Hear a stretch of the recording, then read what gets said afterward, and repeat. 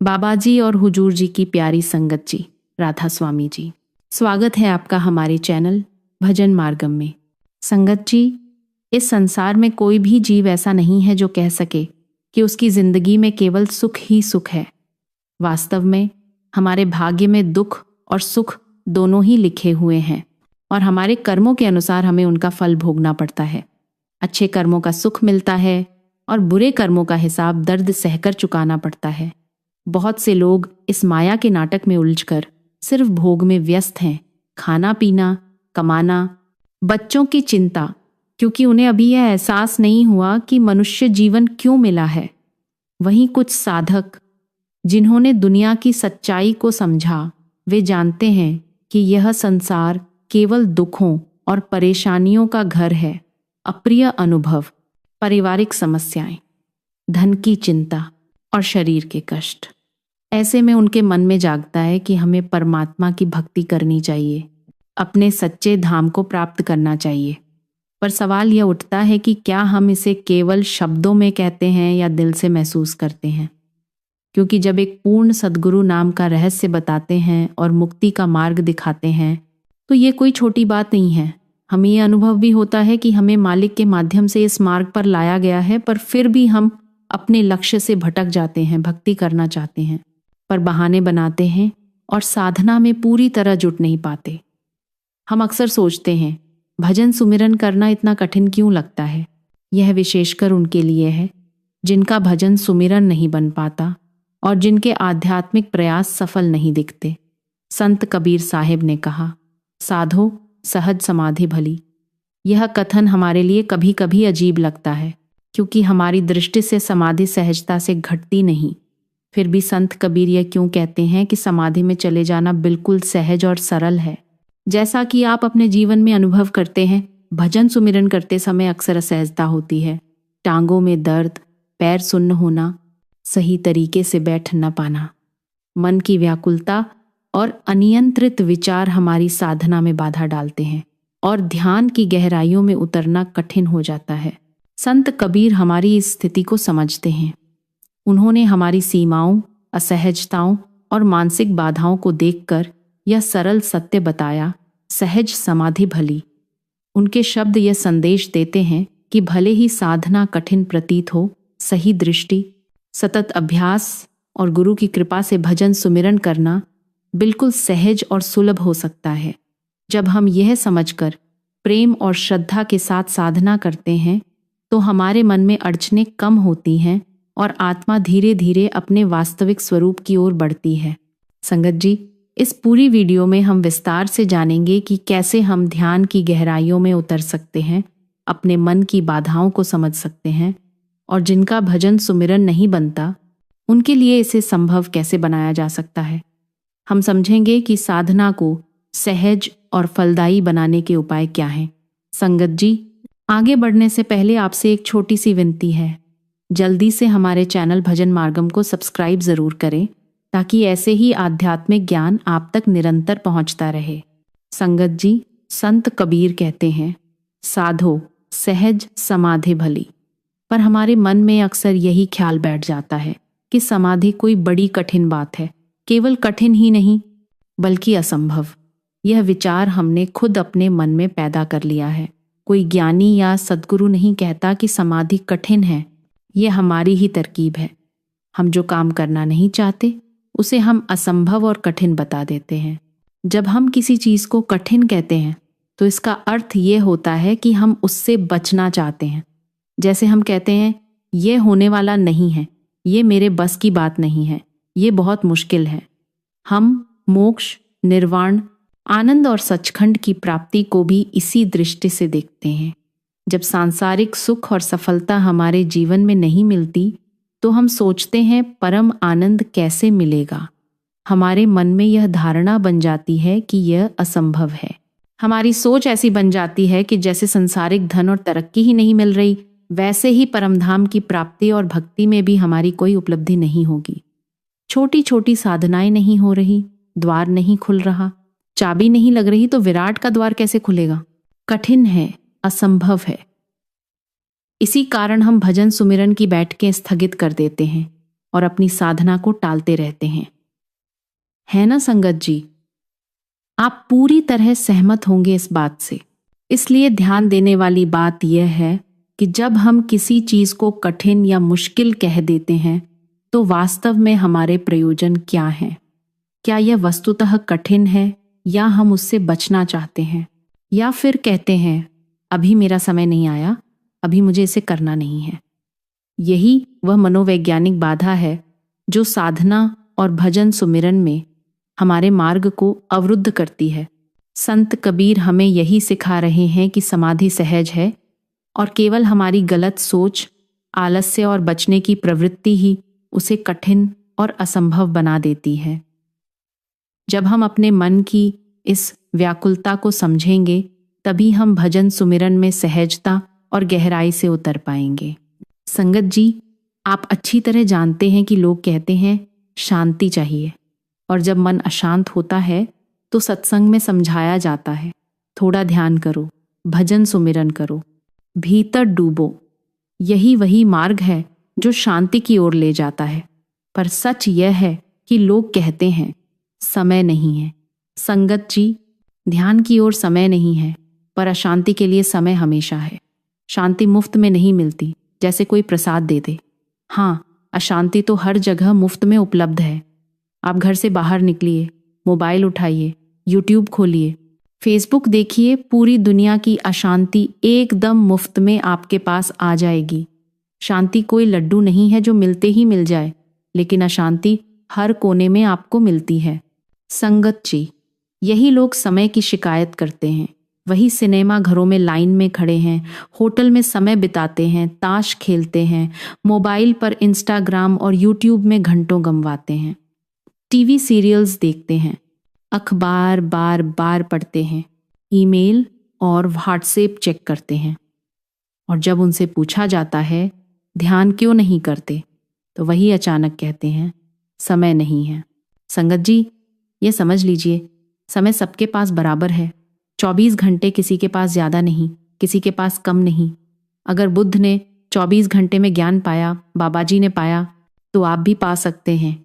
कोई 25वां घंटा नहीं मिलेगा। 8 घंटे सोते हैं, 8 घंटे दफ्तर में, 4 घंटे भोजन स्नान आदि में, और बचते हैं केवल 4 घंटे। वही 4 घंटे अगर आप भजन सुमिरन के लिए लगाएं तो आपकी शांति निश्चित है। परंतु संगत जी, लोग कहते हैं परमात्मा कठिन है, भजन सुमिरन मुश्किल है, जन्मों जन्मों का पाप कटने के बाद ही परमात्मा मिलेगा। यह सब केवल हमारी खुद की कहानियां हैं। संगत जी, सोचिए, अतीत अनंत है। हम जन्मों जन्मों से पाप कर रहे हैं, कब तक इंतजार करेंगे? इसी बीच भी कर्म होते रहेंगे। शांति पाने के लिए बहाने छोड़ दीजिए, समय का बहाना छोड़ दीजिए। 1 घंटा भी पर्याप्त है। 1 घंटा भजन सुमिरन में, परमात्मा की खोज में, अपनी आत्मा की शांति के लिए निकालिए। यही असली जिम्मेदारी है। यही रास्ता है शांति और परमात्मा की प्राप्ति का। संगत जी, समझ लीजिए, शांति मुफ्त नहीं मिलती, पर इसे पाने का अवसर आपके हाथ में है। बस एक निर्णय की देर है, बस 1 घंटे की साधना की आवश्यकता है, और वही 1 घंटे आपके जीवन को बदल देगा, मन को शांत करेगा और परमात्मा का अनुभव दिलाएगा। संगत जी, वास्तविक अवस्था बिल्कुल दूसरी है। जैसे अंधेरे में एक दिया जलता है और हजारों साल का अंधेरा क्षण भर में मिट जाता है, वैसे ही हजारों जन्मों के पाप कर्म ध्यान के दिए की रोशनी में क्षण भर में नष्ट हो जाते हैं। क्योंकि हमने जो पाप किए हैं वे बेहोशी में किए गए हैं, उनका हम पर कोई वास्तविक दायित्व नहीं है। बेहोशी में किए गए कर्म, जैसे शराब के नशे में किए गए कृत्य, चाहे अदालत भी उन पर मुकदमा चलाए, कोई न्यायाधीश हमें दंडित नहीं कर सकता। इसी तरह हमने जन्मों जन्मों में जो भी किया वह या तो बच्चों की तरह निष्कलंक अवचेतन में किया, या नशे, अज्ञान, पागलपन, नींद और भ्रम में किया। अतीत का यह सब माया के समान है, वह सपने के बराबर है। जैसे रात में सपना देखते हैं, उसकी कोई वास्तविकता नहीं होती, जागते ही वह व्यर्थ हो जाता है। संगत जी, इसी तरह ध्यान और भजन सुमिरन की साधना ही जागृति है। जब हम जाग जाते हैं, सोए हुए कर्म व्यर्थ हो जाते हैं, वे सपने से अधिक नहीं होते। हमारा भ्रम यही है कि जब तक अनंत जन्मों का पाप नहीं कटेगा तब तक परमात्मा की प्राप्ति संभव नहीं। लेकिन ज्ञान तत्क्षण हो सकता है। संगत जी, ज्ञान धीरे धीरे नहीं आता, यह एक क्षण में आता है, जैसे नींद टूटते ही होश जाग जाता है। अगर हम कहें कि आधा जागे आधा नहीं, तब भी नींद टूट चुकी होती है। उसी प्रकार जागृति की अवस्था में सोए हुए कर्म व्यर्थ हो जाते हैं और कोई बाधा नहीं रह जाती। संगत जी, भजन सुमिरन में मन न लगना या साधना में बाधा महसूस करना बहुत साधारण अनुभव है। कई साधक यह महसूस करते हैं कि वे भले ही कितनी भी मेहनत करें, उनके भजन सुमिरन में मन स्थिर नहीं होता, ध्यान नहीं लग पाता और साधना अधूरी सी लगती है। लेकिन इसे निराशा की दृष्टि से देखने की आवश्यकता नहीं है। ऐसे साधकों के लिए 7 अत्यंत प्रभावशाली उपाय हैं, जिन्हें यदि नियमित रूप से अपनाया जाए तो भजन सुमिरन में मन लगने लगता है, जीवन मालिक के साथ जुड़ता है और साधक के अंदर एक गहन आध्यात्मिक शक्ति उत्पन्न होती है। इन उपायों को केवल तकनीकी विधि के रूप में नहीं देखना चाहिए, बल्कि इसे आत्मा और हृदय की गहराई में उतरने वाला मार्ग मानना चाहिए। पहला और सबसे महत्वपूर्ण उपाय है तन और मन को स्थिर करना। संगत जी, जब साधक का तन स्थिर नहीं होता, यानी शरीर बार बार हिलता, बदलता या किसी अन्य दिशा में विचलित होता है, तो मन भी भटकता रहता है। इसी कारण साधना में मन लगाना कठिन हो जाता है। इसीलिए भजन सुमिरन के समय शरीर का स्थिर होना अत्यंत आवश्यक है। तन स्थिर होने का अर्थ ये नहीं कि आप घंटों एक ही मुद्रा में रहें और शरीर को असहज कर लें, बल्कि यह है कि जिस मुद्रा में आप बैठें वह सहज, आरामदायक और स्थिर हो। साथ ही मन को स्थिर करना भी उतना ही आवश्यक है। साधक को अपने विचारों को नियंत्रित करना सीखना चाहिए और केवल भजन सुमिरन में लीन होना चाहिए। इसके लिए शुरुआती चरण में 5 मिनट से शुरुआत करें और धीरे धीरे समय बढ़ाएं। जब तन और मन स्थिर हो जाते हैं तो भजन सुमिरन में आत्मा स्वतः ही जुड़ने लगती है और साधक को अनुभव होने लगता है कि वह मालिक के साथ संवाद कर रहा है।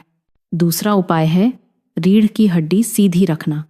भजन सुमिरन में रीढ़ की हड्डी का सीधे होना अत्यंत महत्वपूर्ण है।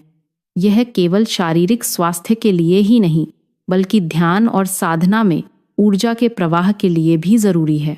यदि रीढ़ झुकी हुई हो तो शरीर में रक्त और ऊर्जा का प्रवाह बाधित होता है और इससे मन विचलित और नींद आने लगती है।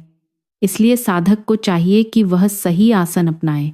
पद्मासन, सुखासन, वज्रासन या किसी भी ऐसा आसन जिसमें शरीर सहज और स्थिर महसूस हो, उसे अपनाएं। रीढ़ की सीधाई साधक के मन और चेतना को एक दिशा में केंद्रित करती है, जिससे भजन सुमिरन अधिक प्रभावशाली और लाभकारी बनता है। तीसरा उपाय है सही समय का चयन करना। भजन सुमिरन का समय साधना में मन लगने और अनुभव प्राप्त करने के लिए बहुत महत्वपूर्ण है। सबसे उत्तम समय है ब्रह्म मुहूर्त, जो लगभग सुबह 3:30 से 6:00 बजे के बीच होता है। इस समय वातावरण शांति और सन्नाटा लिए होता है और साधक का मन भी स्वाभाविक रूप से शांत और ध्यान के लिए तैयार होता है। ब्रह्म मुहूर्त में भजन सुमिरन करने से साधक को अद्भुत मानसिक और आध्यात्मिक लाभ मिलते हैं।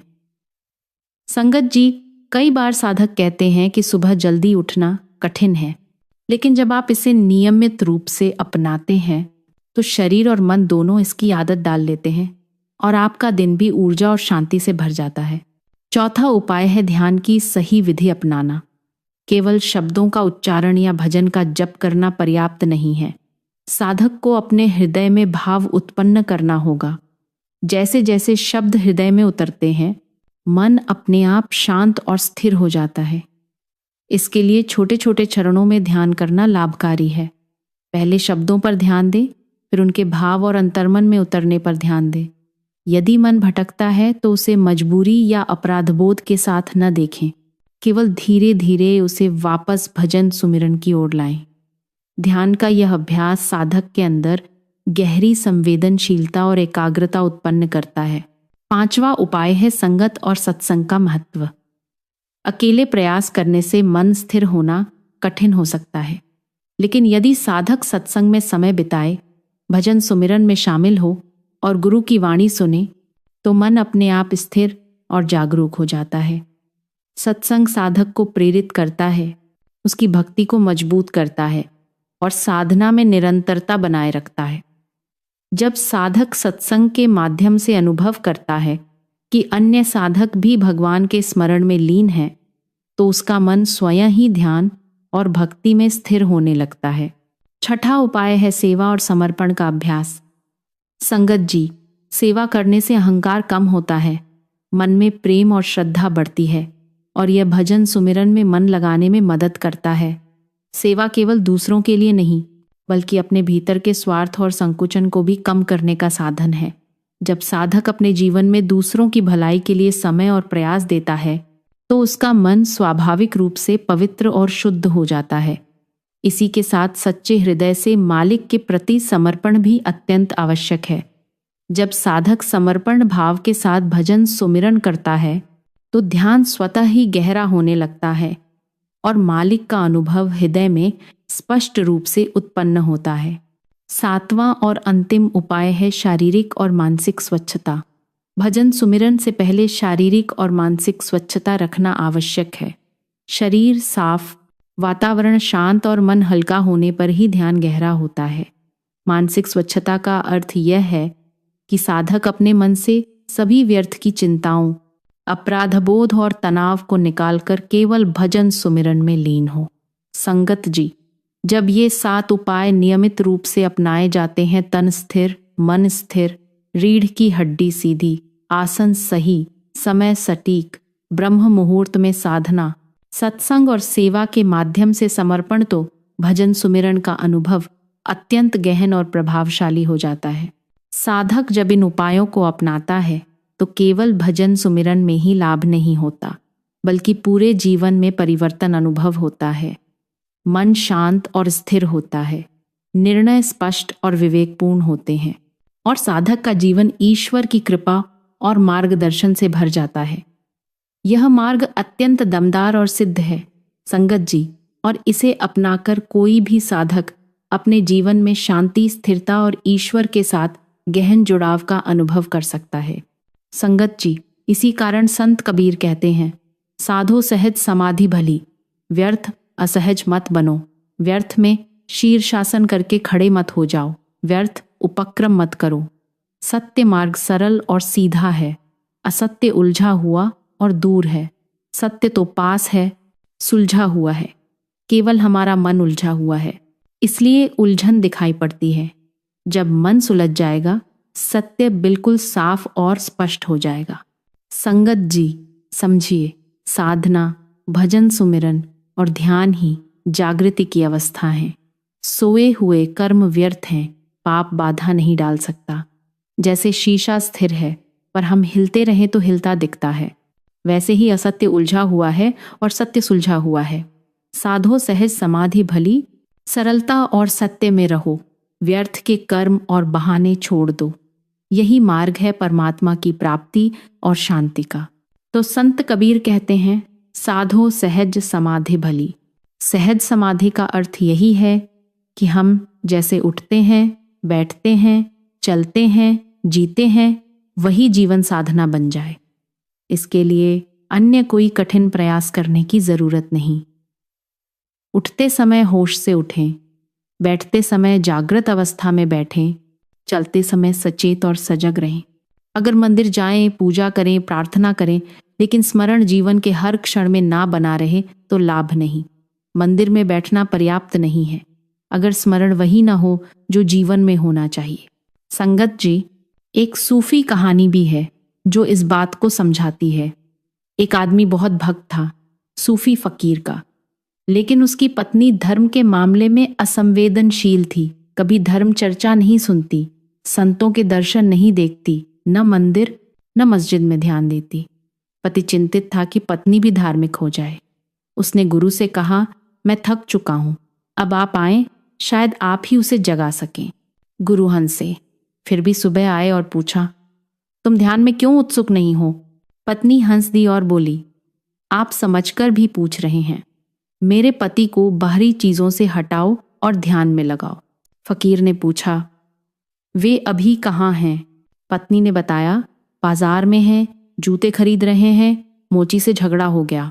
संगत जी, पति ध्यान कक्ष में बैठे थे, लेकिन मन और कल्पना में बिल्कुल वही कर रहे थे जो पत्नी ने कहा।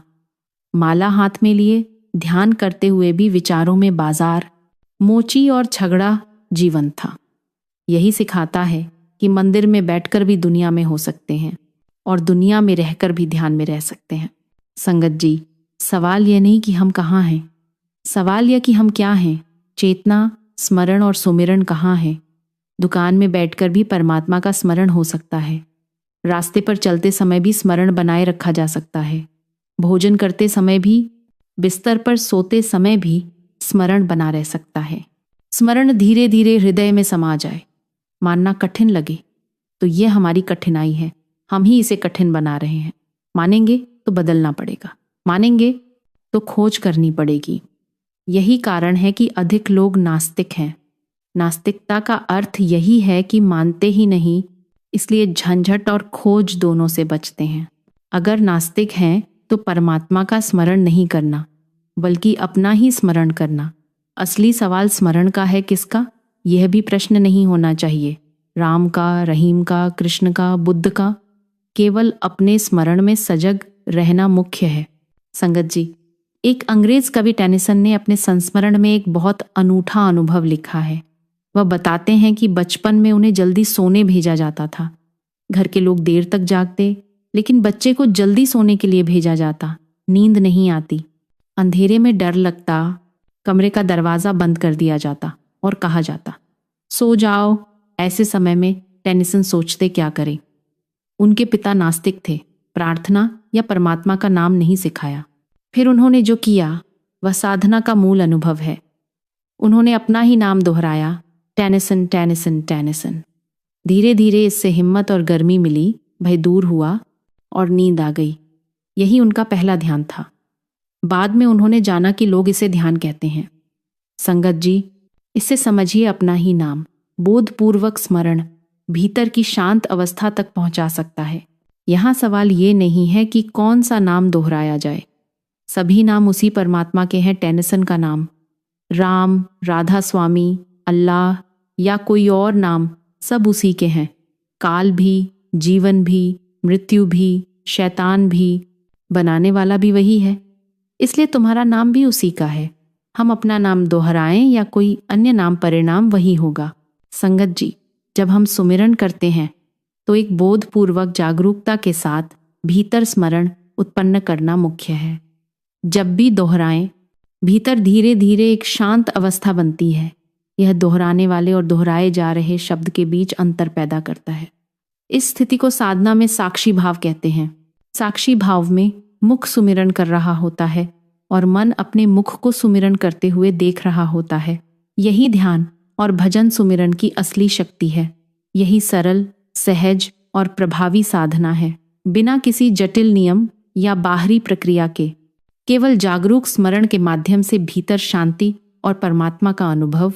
संगत जी, सबसे पहले हम अपने सुमिरन के शब्दों को देखें, क्या वे जागरूकता से हो रहे हैं। जब हम सुमिरन करते हैं तो जरूरी है कि हर शब्द को साक्षी भाव से देखें, महसूस करें। धीरे धीरे उसी जागरूकता को हम अपने दिन भर के कामों में भी लाएं। जो कार्य करें, खाना खाना, चलना, बोलना, काम करना, सब होशपूर्वक करें। तभी साक्षी भाव उभरने लगता है। स्मरण दरअसल साक्षी भाव की सीढ़ी है। जितना गहरा स्मरण होगा उतना हम साक्षी भाव से भर जाएंगे। अगर साक्षी भाव का अर्थ स्पष्ट न हो तो बस यह समझें, स्मरण जितना गहरा उतनी जागृति। अगर परमात्मा पर भरोसा अभी न भी हो तो भी चिंता की बात नहीं, हम अपना ही स्मरण कर सकते हैं। बुद्ध ने कहा था, ना कोई आकाश में बैठा नियंता है, ना कोई बाहरी परमात्मा।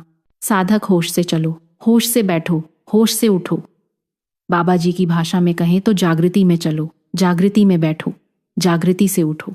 एक बार बुद्ध के भिक्षु आनंद ने पूछा, भगवन, स्त्रियों के संबंध में क्या करूं? अभी भी मन में काम की लहरें उठती हैं। बुद्ध ने कहा, यदि स्त्री मिल जाए तो बचकर चलना, अगर बचना संभव न हो तो आंखें झुकाकर निकल जाना। आनंद ने फिर पूछा, अगर ऐसी स्थिति आ जाए कि झुकाना भी संभव न हो और स्पर्श करना पड़े? इज़न, बुद्ध ने कहा, फिर भी होश रखना, जो करो पूरा जागरूक रहकर करो। संगत जी, बुद्ध का मूल संदेश यही था, होश। स्त्री से बचकर चलना भी होश से हो, देखना भी होश से, छूना भी होश से। बेहोशी में मन अपने आप खींचा चला जाता है, लेकिन होश में मन स्थिर हो जाता है। संत कबीर ने इसी को सुरति कहा है। होश की दीपशिखा। कबीर कहते हैं, ना मैं नाक बंद करता, ना आंख बंद करता, ना शीर्षासन करता, ना प्राणायाम, सिर्फ सुरति को संभाल कर रखता हूं। सुरति का दिया भीतर जले, यही काफी है। शुरुआत में यह दिया कंपता है, पुरानी वासनाएं, संस्कार और आदतें हवा की तरह उसे डगमगाती हैं। कभी होश रहता है, कभी छूट जाता है, कभी गिरते हैं, कभी उठते हैं, परंतु धैर्य से सुरति का दिया जलाए रखें, धीरे धीरे वह स्थिर हो जाता है।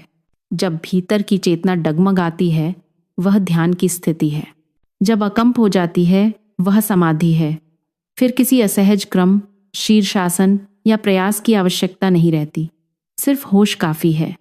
कबीर ने जो कहा, बुद्ध ने जो कहा, बाबा जी जो कहते हैं, सबका मूल संदेश एक ही है, होश, जागृति, सुरति।